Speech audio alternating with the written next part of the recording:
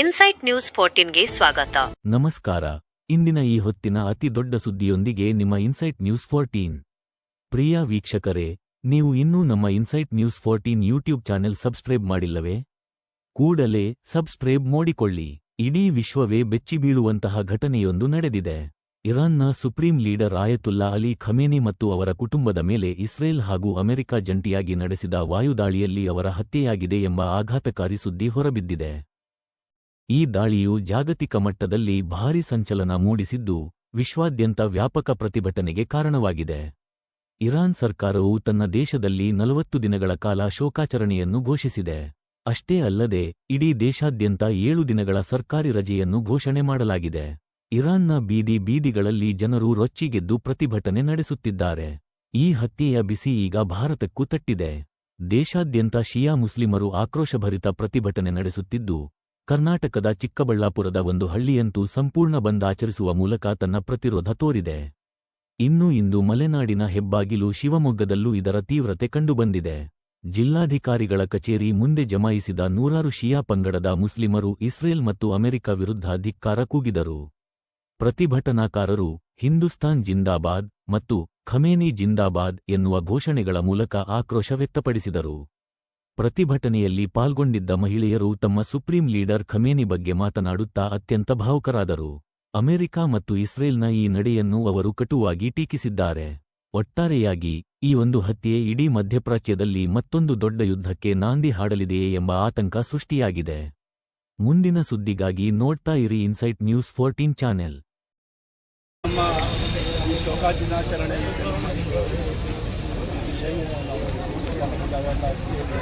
Iran ಮೇಲೆ ಆಗಿರುವ ದಾಳಿಗೆ ಅಮೆರಿಕ ಮತ್ತು ಇಸ್ರಾಯೇಲ್ ವೈಮಾನಿಕ ದಾಳಿ ನಡೆಸಿದೆ. ಅದರಿಂದ ಈ ದಾಳಿಗೆ ನಾವು ಖಂಡಿಸ್ತೀವಿ. ಹಾಗೆ ಖಾಮನೇಯಿ ಅವರು ಆಗಿ ಸಾಯಿಸಿದ್ದಾರೆ, ಶಹೀದ್ ಮಾಡಿದ್ದಾರೆ. ಈ ಕೃತ್ಯಕ್ಕೆ ನಾವು ಎಲ್ಲ ಶಿಯಾ ಸಮಾಜವನ್ನು ದುಃಖ ವ್ಯಕ್ತಪಡಿಸಿ ಅವರಿಗೆ ಸಂತಾನವನ್ನು ಸೂಚಿಸ್ತಾ ಇದ್ದೀವಿ. ಇದರಿಂದ ನಾವು ಶಿವಮೊಗ್ಗ ಜಿಲ್ಲೆಯ ಶಿಯಾ ಸಮಾಜ ವತಿಯಿಂದ ಇವತ್ತು ಜಿಲ್ಲಾಧಿಕಾರಿಗಳ ಆಫೀಸ್ ಮುಂದೆ ನಾವು ಧರಣಿ ನಡೆಸಿದ್ದ ಇದ್ದೀವಿ. ಅದಕ್ಕೆ ಮನವಿ ಏನಂದರೆ, ನಮ್ಮ ಕರ್ನಾಟಕ ಸರ್ಕಾರ ಮತ್ತು ನಮ್ಮ ಭಾರತ ಸರ್ಕಾರದಿಂದ ಇನ್ನು ಈ ಏನು ಯುದ್ಧ ನಡೀತಾ ಇದೆ ಅದಕ್ಕೆ ಶಾಂತಿಯನ್ನು ತರಿಸಬೇಕು, ಶಾಂತಿ ಮಾಡಿಸಬೇಕಾಗಿ ನಮ್ಮಲ್ಲಿ ನಮ್ಮ ಭಾರತ ಸರ್ಕಾರಕ್ಕೆ ವಿನಂತಿ ಮಾಡಿಸ್ತೀವಿ. ಜೈ ಹಿಂದ್, ಜೈ ಕರ್ನಾಟಕ. ನಿಮ್ಮ ಹೆಸರು? मीर मोहिब ನನ್ನ ಅಧ್ಯಕ್ಷರು ಅಭಿನಯ ಬೈಲಾನಿ. ये एक रहबर को शहीद किया है कि जो वो रहबर था, वो रहबर सिर्फ ईरान का नहीं था बल्कि दुनिया के मजलूमों का रहबर था. आज मैं ये कहना चाहूँगा, उनकी मौत पर अमेरिका, इस्राइल और उनके ನಾವು ಇಲ್ಲಿ ಭಾರತದಲ್ಲಿ ಮಹಾತ್ಮ ಗಾಂಧೀಜಿಯನ್ನು ನಾವು ಹೇಗೆ ಸ್ಮರಿಸುತ್ತೇವೋ, ಅಲ್ಲಿ ತೆಹರಾನ್ನಲ್ಲಿ, ರಾಜಧಾನಿಯಾದಂಥ ತೆಹರಾನಿನಲ್ಲಿ ಗಾಂಧೀಜಿ ಅನ್ನುವಂಥ ಹಾಸ್ಪಿಟಲ್ಗೆ ಅವರು ಬಾಂಬನ್ನು ಹಾಕಿದ್ದಾರೆ. ನಾವು ಹೇಗೆ ಇದನ್ನು ಸ್ಮರಿಸೋದು ಸಾಧ್ಯವಾಗುತ್ತಿಲ್ಲ. ಹಾಗಾಗಿ ನಾವು ಈ ಒಂದು ಭಾವನಾತ್ಮಕ ಮೆರವಣಿಗೆಯನ್ನು ನಾವು ಇಲ್ಲಿ ಮಾಡಿ ನಮಗೆ ಶಾಂತಿಯುತವನ್ನು ದೊರಕಿಸಬೇಕು ಎಂದು ನಾವು ನಮ್ಮ ಕರ್ನಾಟಕ ಸರ್ಕಾರಕ್ಕಾಗಲಿ ಮತ್ತು ನಮ್ಮ ಭಾರತ ದೇಶದ ಸರ್ಕಾರಕ್ಕೆ ನಾವು ಇದನ್ನು ಒತ್ತಿ ಹೇಳಿ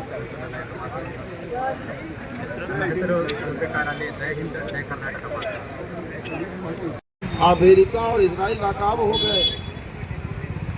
दुनिया में अमेरिका और इजराइल का नाम लेने वाले सपोर्टर बहुत कम है. जो हक शनास है वो इजराइल और अमेरिका का सपोर्ट नहीं करेंगे. जो हक जानते हैं, जो मासूमों के मददगार है, जो इंसानियत के तरफदार है, वो अमेरिका और इजराइल का सपोर्ट करेंगे ही नहीं. और कीजिएगा, नाकाम हो गया अमेरिका, नाकाम हो गया कत्ल करने के बावजूद, नाकाम हो गया. और आगा खामनाई कत्ल होकर भी कामयाब हो गए, क्योंकि हर तरफ से आगा खामनाई के लिए आवाज उठाई जा रही है.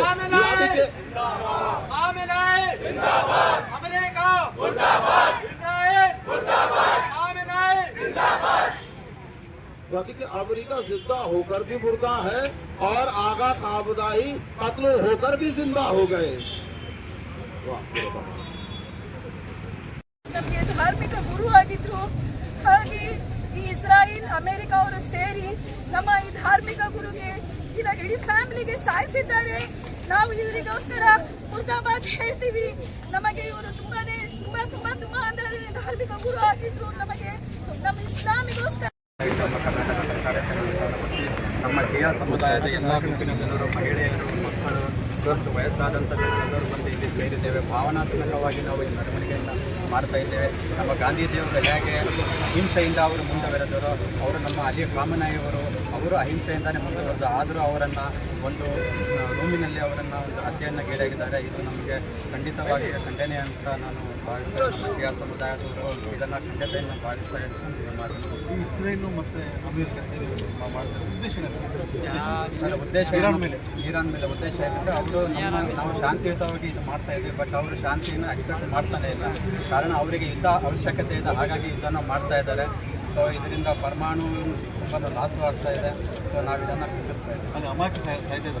ಅಮಾಯಕರು ತುಂಬ ಅಮಾಯಕರು ಸಾಯ್ತಾ ಇದ್ದಾರೆ. ನಾನು ಈಗಷ್ಟೇ ಹೇಳಿದೆ, ಮಕ್ಕಳು ಗಾಂಧೀಜಿ ಅನ್ನೋ ಒಂದು ಹಾಸ್ಪಿಟ್ಲ್ ಇರಾನಿನ ತೆಹರಾನ್ನ ಕ್ಯಾಪಿಟಲ್ ಸಿಟಿಯಲ್ಲ ಗಾಂಧೀಜಿ ಅಂತ ಒಂದು ಹೆಸರಿನ ಹಾಸ್ಪಿಟ್ಲ್ ಇದೆ, ಅದಕ್ಕೆ ಅವರು ಗುರಿಯಾಗಿಸ್ಕೊಂಡು ಅವರನ್ನು ಅದನ್ನು ಹತ್ಯೆಯನ್ನು ಮಾಡಿದ್ದಾರೆ. ಅಲ್ಲಿ ಸುಮಾರು ಮಕ್ಕಳು ಹಾಸ್ಪಿಟ್ಲಲ್ಲಿ ಇರುವಂಥ ಮಕ್ಕಳೆಲ್ಲ ಅದರಲ್ಲಿ ಜೀವಂತವಾಗಿ ಅವರು ತೀರಿಕೊಂಡಿದ್ದಾರೆ, ಜೀವವನ್ನು ಕಳ್ಕೊಂಡಿದ್ದಾರೆ. ಇವೆಲ್ಲವನ್ನು ನಾವು ಖಂಡಿಸ್ತಾ ಇದ್ದೀವಿ. ಯುದ್ಧ ನಿಲ್ಲಬೇಕಾಗಿದೆ. ಯುದ್ಧ ನಿಲ್ಲಲೇಬೇಕು. ಯಾಕಂದ್ರೆ ನಿಲ್ಲಲಿಲ್ಲ ಅಂತ ಹೇಳಿದ್ರೆ ಎಲ್ಲರಿಗೂ ತೊಂದರೆ ಆಗುತ್ತದೆ. ಸೊ ಇದಕ್ಕೆ ನಾವು DCಗೆ ಅರ್ಜಿಯನ್ನು ಕೊಟ್ಟಿದ್ದೇವೆ. ರಾಷ್ಟ್ರಗಳನ್ನ ಬಳಕೆ ಮಾಡ್ಕೊತಾ ಸೊ ಅಮೇರಿಕ ಅವರು ಈಗ ಆಲ್ರೆಡಿ ಸೌದಿ ಅರೇಬಿಯಾವರನ್ನ ಬಳಕೆ ಮಾಡ್ಕೊಂಡಿದ್ದಾರೆ. ನಮಗೆ ಧಾರ್ಮಿಕ ಗುರು ಆಗಿದ್ರು. ಹಾಗೆ ಈ ಇಸ್ರಾಯಿಲ್ ಅಮೆರಿಕ ಅವರು ಸೇರಿ ನಮ್ಮ ಈ ಧಾರ್ಮಿಕ ಗುರುಗೆ ಇಡೀ ಫ್ಯಾಮಿಲಿಗೆ ಸಾಯಿಸಿದ್ದಾರೆ. ನಾವು ಇವರಿಗೋಸ್ಕರ ಮುರ್ದಾಬಾದ್ ಹೇಳ್ತೀವಿ. ನಮಗೆ ಇವರು ತುಂಬಾನೇ ತುಂಬಾ ಅಂದರೆ ಧಾರ್ಮಿಕ ಗುರು ಆಗಿದ್ರು. ನಮಗೆ ನಮ್ಮ ಇಸ್ಲಾಮಿಗೋಸ್ಕರ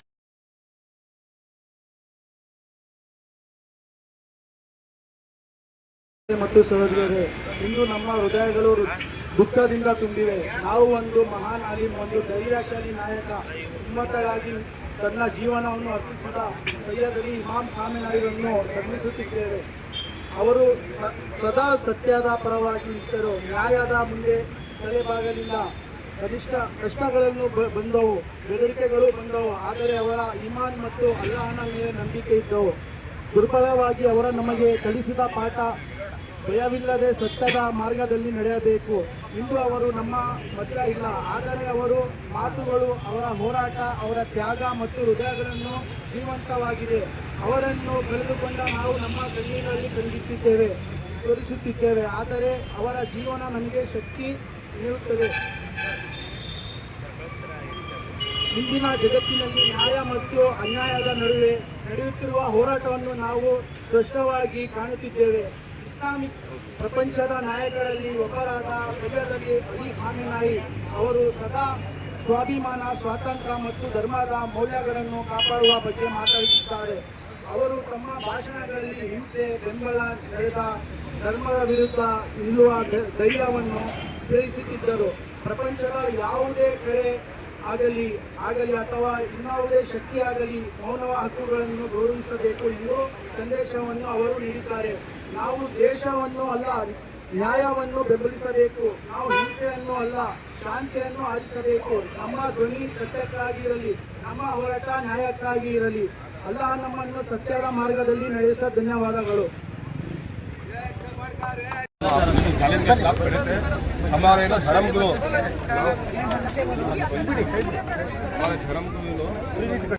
ये कहना चाहूँगा कि हम इनके शोक में हैं और हम कंडम करते हैं अमेरिका और इजराइल पर कि ये दोनों मिल करके ये छोटी कौमों को जो माइनॉरिटीज में इनको कुचलना चाहते हैं।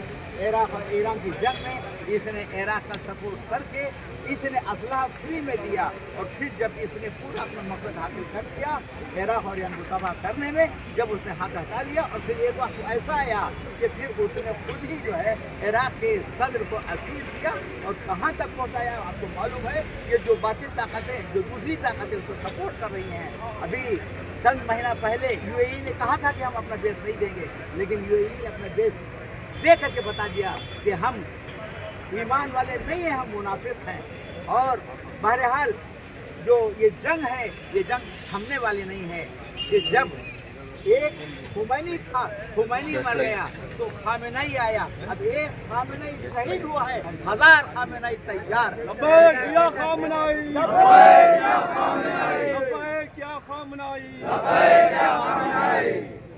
86 साल का बुढ़ा। अब जानते हैं 50-60 साल में लकड़ी देखने वाला आज भी वो सुबह 8 बजे से लेकर 4 बजे तक ऑफिस संभालता था। उसी ऑफिस के दौरान उसको मिजाइल मारा गया है, रोजे की हालत में मारा गया है। यदि जिसको ईमान ना हो, तो बिलीव ना करता हो, तो फिर उसका क्या है? तो और जिसके पास इंसानियत ना हो, इंसानियत का दावा करना और है, इंसानियत के ऊपर चलना और